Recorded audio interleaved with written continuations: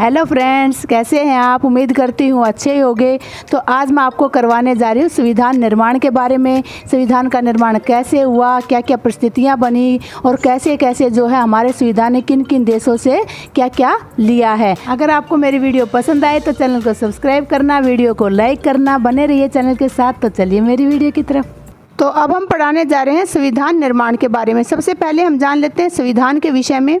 क्या है कि एक मूलभूत कानूनों का संग्रह जिसका पालन करने के लिए सरकार एवं नागरिक बाध्य हों, संविधान कहलाता है। मतलब क्या है, ये एक कानूनों का संग्रह होता है। संग्रह क्या होता है? संगठित रूप, मतलब एक जगह ही सारे कानून इकट्ठे जहाँ पर हों और उस संग्रह का पालन करने के लिए सरकार और नागरिक दोनों ही बाध्य हों, उसे हम संविधान कहते हैं। ठीक है, आगे आता है संविधान दो प्रकार के होते हैं, लिखित और अलिखित।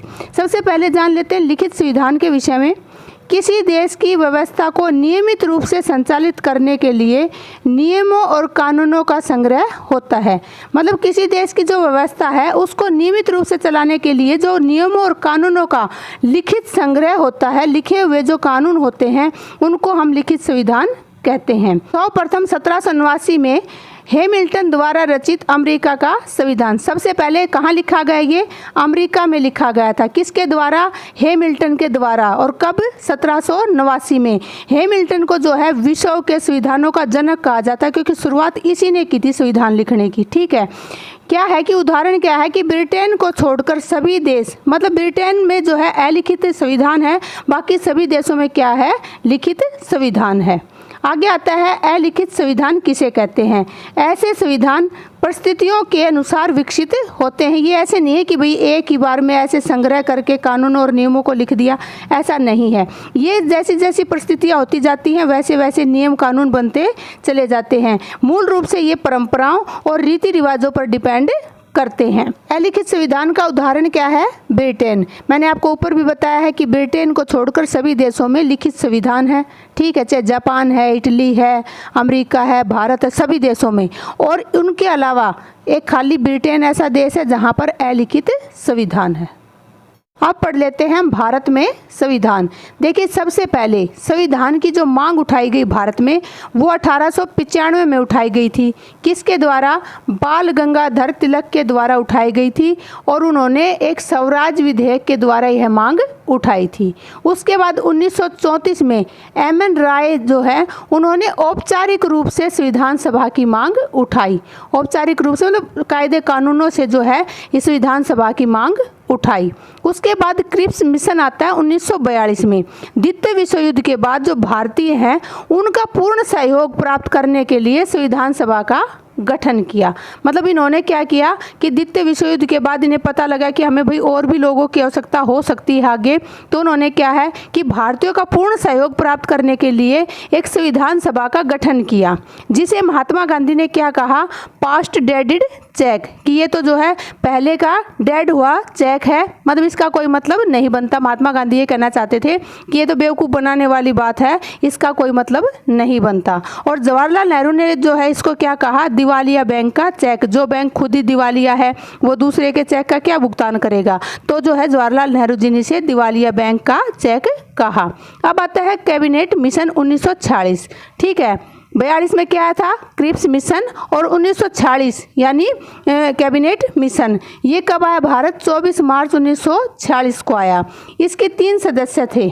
लॉर्ड पैथिक लॉरेंस ये अध्यक्ष थे, सर स्टेफर्ड क्रिप्स ये थे उसमें व्यापार मंत्री, और ए.वी. अलेक्जेंडर ये थे इसमें नौसेना मंत्री। इन्होंने क्या उद्देश्य रखा? इन्होंने उद्देश्य रखा कि एक तो देश के अंदर अंतरिम सरकार बनाई जाए। अंतरिम सरकार कौन सी होती है? जो चुनाव होने से पहले देश की शासन व्यवस्था को संभालती है, तो ऐसी सरकार का गठन किया जाए। और दूसरा इनका क्या उद्देश्य था कि संविधान सभा का गठन किया जाए। तो अब हम पढ़ते हैं संविधान सभा का गठन। देखिए क्या है कि जो क्रिप्स मिशन योजना आई थी उसके अनुसार संविधान सभा का जो गठन किया गया उसमें सदस्य संख्या रखी गई 389। ठीक है, अब देखिए किस प्रकार बांटी गई है। ब्रिटिश प्रांतों से 292 सीटें, ठीक है, देसी रियासतों से 93 सीटें, और जो चीफ कमिश्नर क्षेत्र थे उनसे 4 सीटें। तो देखिए जो ब्रिटिश प्रांत हैं उनमें चुनाव होते हैं 292 सीटों पर। कब हुए चुनाव? जुलाई अगस्त 1946 में। किस आधार पर हुए? दलीय आधार पर। इसमें क्या रखा गया कि 10 लाख की जो जनसंख्या है उस पर एक सीट आवंटित की गई। चुनाव होते हैं अप्रत्यक्ष प्रणाली द्वारा। तो इस चुनाव में जो है कांग्रेस को मिली 208 सीटें, मुस्लिम लीग को मिली 73 सीटें, क्षेत्रीय पार्टियों को मिली 7 सीटें और जो निर्दलीय उम्मीदवार थे उनमें मिली 8 सीटें। ठीक है, इसके बाद आते हैं देसी रियासतों पर। इनकी कितनी सीटें थी? 93 सीटें। इनमें नियुक्ति का जो आधार था वो रखा गया देसी रियासत, मतलब ये अपने अकॉर्डिंग जो है 93 सदस्य नियुक्त करते थे। उसके बाद आते हैं 4 सीटें किसकी थी? चीफ कमिश्नर क्षेत्रों की। कौन कौन से की? दिल्ली, अजमेर मेरवाड़ा, बलूचिस्तान, कुर्ग जो कि कर्नाटक में है। और इनका जो आधार रखा गया वो था मनोनयन से नियुक्ति, मतलब मनोनीत किए जाते थे ये सदस्य। ठीक है, अब देखिए संविधान सभा की पहली बैठक होती है, कब होती है? 9 दिसंबर 1946 को। ठीक है, कहाँ हुई ये? दिल्ली में हुई, जो अब वर्तमान संसद है वहाँ पर। इसमें सबसे जो वरिष्ठ सदस्य थे वो थे सच्चिदानंद सिन्हा, जिन्हें अस्थायी अध्यक्ष बनाया गया। कब बनाया गया? पहली बैठक में। ठीक है, मुस्लिम लीग जो थी उसने इसका बहिष्कार कर दिया और इसमें जो उपाध्यक्ष बनाए गए वो थे हरेंद्र कुमार मुखर्जी। ठीक है, फिर होती है संविधान सभा की दूसरी बैठक। ये कब हुई? 11 दिसंबर 1946 को। ये भी कहाँ हुई थी? दिल्ली में हुई थी, वही वर्तमान संसद में। अब क्या है कि स्थायी अध्यक्ष बना दिया गया। वहाँ पे क्या था? अस्थायी अध्यक्ष, लेकिन उसके स्थान पे स्थायी अध्यक्ष चुन लिया गया डॉक्टर राजेंद्र प्रसाद को। यहाँ पे उपाध्यक्ष जो हैं वो कौन है? हरेंद्र कुमार मुखर्जी। और संवैधानिक जो सलाहकार बनाए गए यहाँ पर वो बनाए गए BN राव को। ठीक है, इसके बाद होती है संविधान सभा की तीसरी बैठक। कब हुई ये? 13 दिसंबर 1946 के अंदर। इसमें मेन चीज़ क्या रखी गई? इसमें 22 जनवरी 1947 को उद्देश्य प्रस्ताव जारी कर दिया गया। क्या आधार बनाया गया? प्रस्तावना को आधार बनाया गया। और इसको प्रस्तुत किसने किया? इसको पंडित जवाहरलाल नेहरू ने रखा। ठीक है, फिर क्या है? 2 सितंबर 1946 को मुस्लिम लीग के साथ अंतरिम सरकार जो थी उसका गठन हो गया। ये मैंने पहले भी बताया, अंतरिम सरकार मतलब बिना इलेक्शन के, बिना चुनाव के कुछ व्यक्तियों के समूह को गठित कर देना कि तब तक चुनाव ना हो वो देश को चलाएं। तो जो है 2 सितंबर 1946 को अंतरिम सरकार का गठन कर दिया गया और मुस्लिम लीग जो इसमें शामिल थी। फिर आता है भारतीय स्वतंत्रता अधिनियम 1947। इसको हम माउंटबेटन योजना भी कहते हैं। इस योजना के अनुसार, ठीक है, संविधान सभा में सदस्यों की जो संख्या है वो 324 निर्धारित कर दी गई। कितनी? 324। इन 324 में 235 जो सदस्य थे वो ब्रिटिश भारत के थे और 89 जो सदस्य वो देसी रियासतों के किए गए। अब आते हैं पुनर्गठन के बाद संविधान सभा सदस्य संख्या 299 रहेगी। फिर एक बार फिर पुनर्गठन होता है किसका? संविधान सभा का। और अब इसमें सदस्य रह गए 299, जिसमें से 223 सीटें तो रहेगी ब्रिटिश भारत की और 76 सीटें रहेगी देसी रियासतों की। आप पढ़ लेते हैं संविधान से संबंधित कुछ महत्वपूर्ण बिंदु। मैंने अभी आपको बताया था कि जो 31 अक्टूबर 1947 को क्या हुआ? संविधान सभा का पुनर्गठन हुआ था।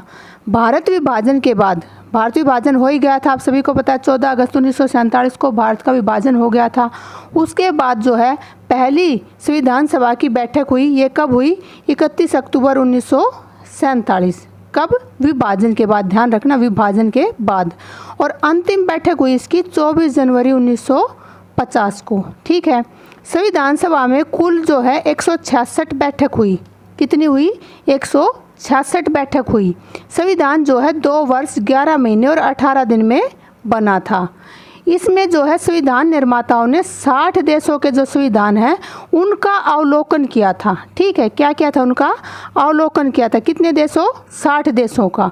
भारतीय संविधान के जो पिता और जो है आधुनिक मनु की जो संज्ञा दी गई वो दी गई थी डॉक्टर BR अम्बेडकर को। ठीक है, संविधान का जो प्रारूप है वो 114 दिन विचार विमर्श करके बनाया गया था। संविधान सभा पर जो सर्वप्रथम हस्ताक्षर हुए, सिग्नेचर हुए, वे हुए थे पंडित जवाहरलाल नेहरू जी के। और जो आखिर के हस्ताक्षर हुए थे वो हुए थे डॉक्टर राजेंद्र प्रसाद के। कुल जो है संविधान सभा की कुल प्रतियों पर कितने साइन हुए? 284। ठीक है। अब देखिए 26 नवंबर 1949 को संविधान पारित हुआ और 26 जनवरी 1950 को लागू हुआ। यह दिन संविधान दिवस के रूप में घोषित हुआ। अब भी हम मनाते हैं ना गणतंत्र दिवस, तो ये जो है संविधान दिवस के रूप में उसी दिन घोषित हो गया था। अब मैं आपको बता देती हूँ कि दो जो है संविधान के बारे में बहुत प्रचलित परिभाषाएं हैं कि किसने क्या कहा। तो आइवर जेनिंग्स हैं, उन्होंने क्या कहा कि जो ये संविधान सभा है ना, ये वकीलों का स्वर्ग है। क्यों कहा इसने? क्योंकि इसमें भाषा इतनी जटिल बनाई गई है, क्योंकि जो इसको बनाने वाले थे वो अधिकतर वकील थे और उनकी भाषा इतनी जटिल थी कि आम लोगों की समझ में नहीं आती थी, इसलिए से इसने वकीलों का स्वर्ग कहा। दूसरा जो है ग्रीनविल ऑस्टिन थे, उन्होंने क्या कहा इसके बारे में कि जो भारतीय संविधान सभा एक दलीय देश की दलीय निकाय है। मतलब उसने क्या कहा कि एक दलीय देश क्यों कहा? क्योंकि उस समय क्या थी? कांग्रेस थी और उसी का वर्चस्व था। तो उसने क्या कहा कि एक दलीय देश का दलीय निकाय है, मतलब दलीय समूह है ये, जिसमें सभा ही कांग्रेस तथा कांग्रेस ही सभा है। उसने क्या कहा कि ये जो संविधान सभा है ये खुद में क्या है? कांग्रेस है और कांग्रेस ही सभा है, और ये जो कांग्रेस है वही खुद में सभा है। तो ये कोई अलग से कोई चीज़ नहीं है, ये कांग्रेस द्वारा ही गठित एक दलीय निकाय है। थैंक यू मेरी वीडियो देखने के लिए। अगर आपको मेरी वीडियो पसंद आ रही है तो चैनल को सब्सक्राइब करें, वीडियो को लाइक करें, बने रहिए चैनल के साथ। मिलती हूँ अगली वीडियो में। Bye bye, take care.